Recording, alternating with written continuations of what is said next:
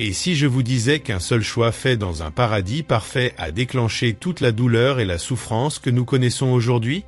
Adam et Ève avaient tout, la paix, la beauté et l'immortalité. Mais un simple acte de désobéissance a changé à jamais le cours de l'humanité. Dans cette vidéo, nous allons révéler les sombres secrets du Jardin d'Éden, l'impact dévastateur de cette décision et comprendre comment elle continue d'affecter nos vies. Je vous demande d'aimer cette vidéo, de vous abonner à la chaîne, c'est très important pour nous, et de ne pas manquer cette histoire qui a changé le monde à jamais. Au moment où Adam ouvrit les yeux pour la première fois, il se trouva entouré d'une beauté indescriptible, quelque chose qu'aucun être humain ne connaîtrait plus jamais.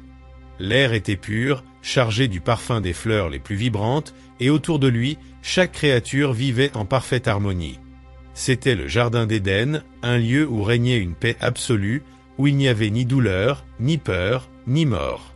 Lorsque le Créateur se pencha sur la poussière de la terre, quelque chose d'extraordinaire se produisit. Non seulement il façonna le corps d'Adam, divin dans sa forme, mais il fit quelque chose qu'aucune autre créature n'avait jamais expérimenté. Il souffla dans ses narines le souffle de vie. Et à cet instant, la boue devint chair, l'inerte prit vie. Adam ouvrit les yeux, non pas comme une simple créature, mais comme l'image vivante de Dieu. Ce souffle, chargé de mystère et de puissance, fit d'Adam bien plus qu'un être vivant. Il en fit une extension du Créateur sur la terre. Dans ses yeux brillait le reflet de l'éternité, dans son cœur débordait l'amour infaillible qui donna naissance à tout. L'unicité d'Adam ne résidait pas seulement dans sa forme physique, mais dans son essence. Créé à l'image du divin, il était le seul parmi toutes les créatures à porter en lui la marque du Créateur. Un être capable de penser, de ressentir et de choisir, tout comme son Dieu. Ainsi, avec le souffle de vie, Adam devint le pont entre le ciel et la terre, la personnification de l'intention divine. En lui résidait la promesse d'une humanité qui reflèterait la gloire de Dieu dans chaque pensée, chaque geste, chaque choix. La responsabilité qu'il portait était immense, mais l'honneur d'être le premier, le commencement de l'histoire humaine, l'était tout autant. Parmi les arbres luxuriants et les rivières scintillantes, Adam reçut la mission de cultiver et de prendre soin du jardin. Il n'était pas un simple spectateur, il était le jardinier et le gardien d'un monde unique. Chaque plante qui fleurissait et chaque fruit qui mûrissait était sous sa garde. Ses mains, façonnées par Dieu lui-même, modelaient maintenant la terre, poursuivant l'œuvre du Créateur. En travaillant, Adam découvrit la joie de voir la création prospérer sous son regard attentif. Mais ce n'était pas seulement la flore qui était sous son autorité. Le Créateur lui amena toutes les créatures de la terre, du lion majestueux au plus petit insecte. Adam, avec la sagesse donnée par Dieu, nomma chacun d'eux, établissant un lien unique avec chaque être vivant. Il devint le leader bienveillant, celui qui avait le pouvoir de protéger et de prendre soin. Et ainsi, il expérimenta la liberté d'être un co-créateur dans le monde qui lui avait été confié. L'Éden, avec toutes ses merveilles, offrit à Adam une liberté totale, mais cette liberté venait avec un but.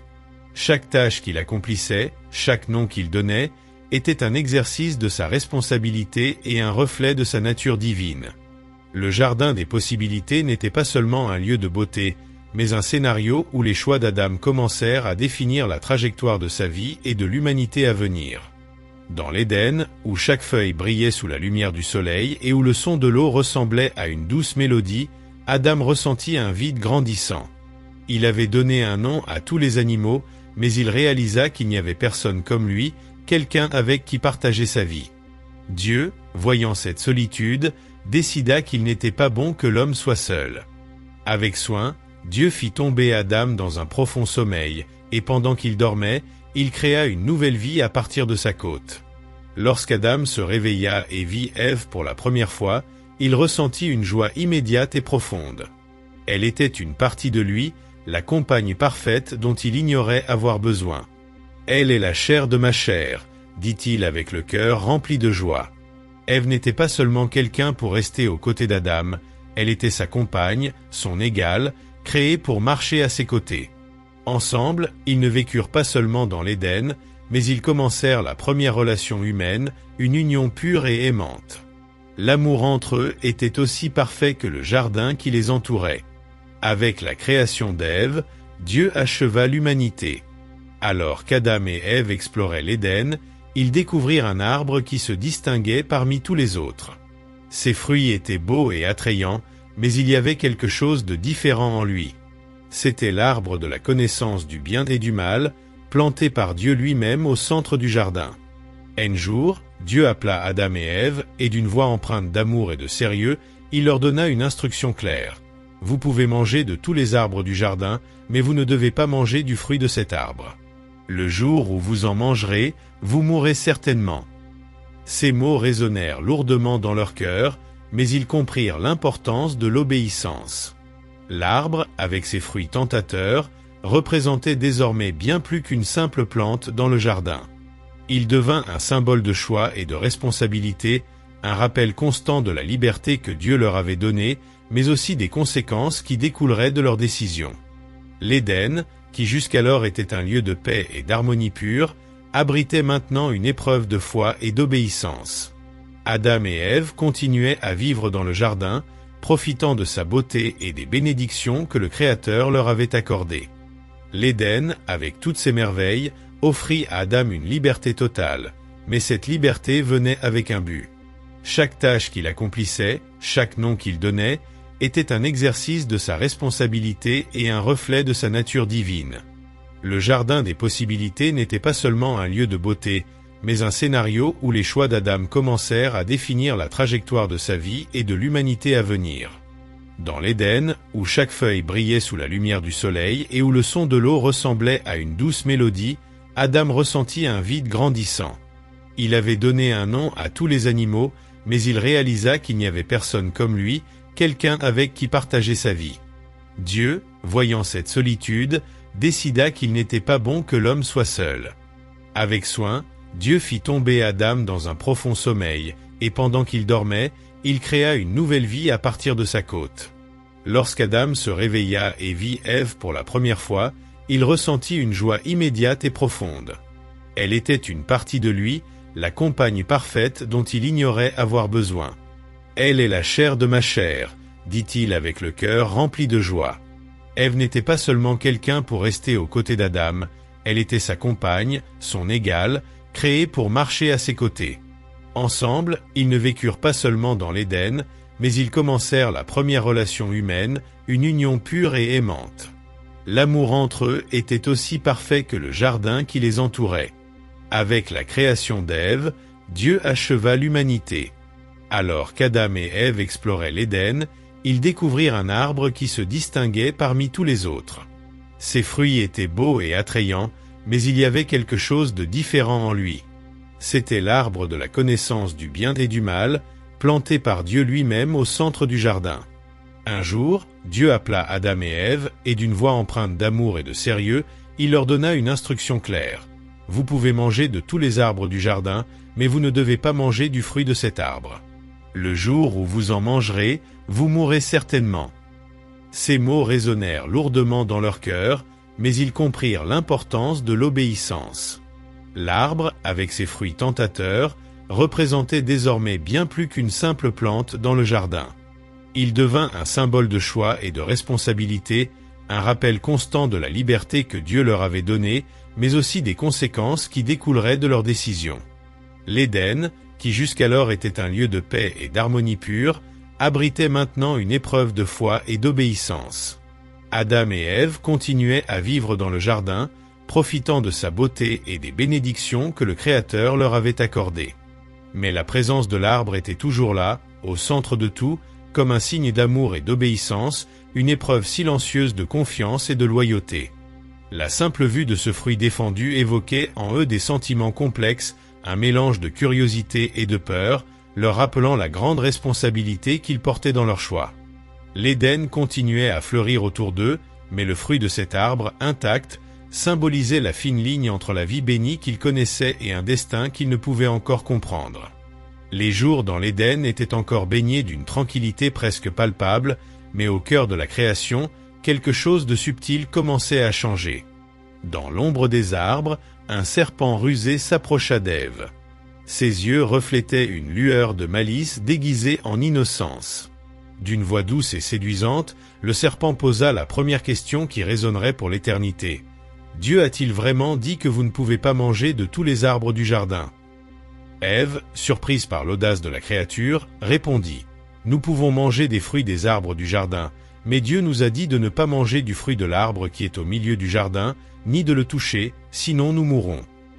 Le monde en dehors de l'Éden était vaste et intimidant, rempli de défis qu'Adam et Ève n'avaient jamais affrontés auparavant. La terre, qui autrefois fleurissait spontanément, exigeait maintenant effort et dévouement. Adam ressentit le poids de la responsabilité dans ses mains alors qu'il essayait de dompter la terre dure, et chaque graine plantée devint un rappel du paradis perdu. Ève, quant à elle, affronta les défis de la maternité dans un monde marqué par la douleur. La naissance de ses enfants, qui aurait dû être un moment de pure joie, fut accompagnée par la souffrance de l'accouchement, un rappel constant de la malédiction qui faisait désormais partie de son existence. Pourtant, malgré tout, en tenant ses bébés dans ses bras, Ève sentit qu'une nouvelle forme d'espoir naissait en elle. C'était un rappel que, même en dehors de l'Éden, la vie continuait et que l'amour demeurait, bien que le monde ait changé pour toujours. Avec le temps, Adam et Ève commencèrent à percevoir les premiers signes de la mortalité. Les rides apparurent sur leur peau, et la fatigue se fit sentir dans leur corps. Mais avec chaque défi, ils découvrirent aussi une force qu'ils n'avaient jamais connue auparavant. L'adversité apporta une résilience inattendue. Ils apprirent à construire, à créer, à prendre soin de leur famille et à trouver de la joie dans les petites victoires de la vie quotidienne. La terre, bien que récalcitrante, répondit à leurs efforts, et chaque récolte, aussi modeste soit-elle, portait la marque de leur dur labeur. Au fil des années, Adam et Ève regardèrent leurs enfants et petits-enfants, voyant en eux des reflets d'eux-mêmes. Ils sentirent le poids de leurs décisions résonner à travers les générations. Ce qui avait commencé par un choix dans l'Éden façonnait maintenant la vie de chaque être humain qui viendrait après eux. La douleur et la souffrance qu'ils avaient connues devinrent une partie intrinsèque de l'existence humaine. Mais il en fut de même pour la force, la persévérance et la capacité d'aimer et de créer, même au milieu de l'adversité. Le vaste et sauvage monde devint le théâtre où leurs descendants continuèrent à écrire l'histoire de l'humanité. Chaque choix qu'Adam et Ève firent, chaque pas qu'ils firent en sortant de l'Éden, eut un impact qui s'étendit bien au-delà de leur vie. Avec le temps, ils comprirent que leur héritage n'était pas seulement celui du péché et de la douleur, mais aussi celui de l'apprentissage et de la rédemption. L'humanité, en affrontant les conséquences de cette première désobéissance, découvrit aussi sa capacité à chercher Dieu, à se reconstruire, à se repentir et à trouver de nouvelles façons de vivre en communion avec le Créateur. Dans leurs dernières années, Adam regarda vers l'horizon, se souvenant de l'Éden, du goût du fruit interdit et des nombreuses décennies de travail et de lutte qui suivirent. Mais au milieu de ces souvenirs, il vit aussi autre chose. La détermination de ses enfants à chercher le bien, la sagesse qu'ils acquirent en apprenant des erreurs de leurs parents et la foi qui, malgré tout, resta vivante dans leur cœur. Tel fut l'héritage qu'ils laissèrent. Un héritage de responsabilité, de compréhension des conséquences de nos choix et de la capacité de chercher, même dans un monde déchu, ce qui est bon et juste. Adam et Ève nous ont montré que, malgré les fautes, il y a toujours un chemin pour revenir à Dieu, pour apprendre et grandir. C'est dans ce processus continu de chute et de rédemption que se révèle la véritable nature de l'humanité. Non pas comme des êtres parfaits, mais comme des êtres capables d'apprendre de leurs erreurs, de chercher le bien et de laisser un héritage qui résonne avec foi pour toutes les générations futures. Si vous avez aimé cette histoire d'Adam et que vous souhaitez continuer à explorer d'autres histoires incroyables, n'oubliez pas d'aimer cette vidéo, de la partager avec ceux que vous aimez et bien sûr, de vous abonner à la chaîne. Ensemble, nous explorerons des leçons encore plus puissantes de la Bible.